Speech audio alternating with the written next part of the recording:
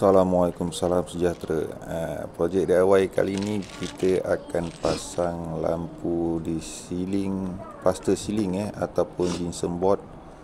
Jadi lampu ni lampu terpakai yang dah pecah, so saya kena repair sikit lah. Jadi saya tampal balik bahagian yang pecah tu dengan gam epoxy untuk plastik.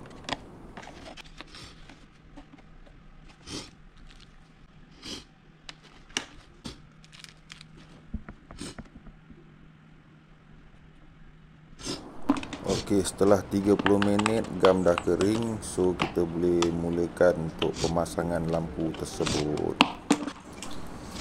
Okey, first saya buka dia punya cover dulu untuk memudahkan pemasangan nanti.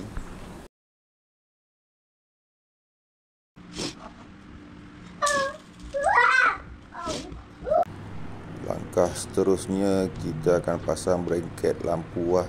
Jadi mula-mula kita tandakan dulu lubang tu dengan marker pen. Okey, untuk pemilihan mata drill sepatutnya kena pakai mata drill jenis untuk tebuk kayu Yang ni saya ada jenis untuk tebuk besi je tapi masih boleh dipakai. Jadi ketebalan diameter kena pastikan sama tebal dengan wall plug gypsum board tu. Pastikan skru yang dipakai juga sama ketinggian Kalau tidak dia tak dapat gigit wall plug tu nanti. Setelah selesai kita buat lubang tadi, terus kita ikat bracket dia menggunakan skru yang sesuai.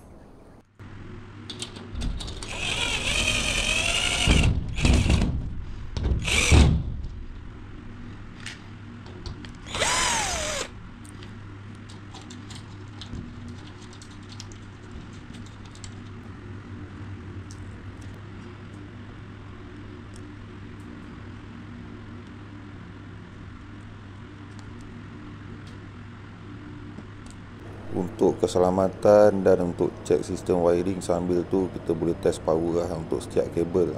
Sepatutnya switch dah tutup, tak ada power lah. Untuk pemasangan kabel kita live dengan live, neutral dengan neutral macam ni rumah ni live dia color biru. So lampu tu live dia color coklat.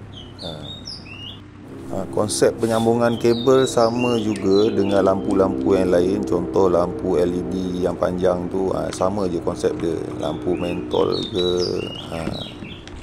tetap penyambungan kabel yang sama.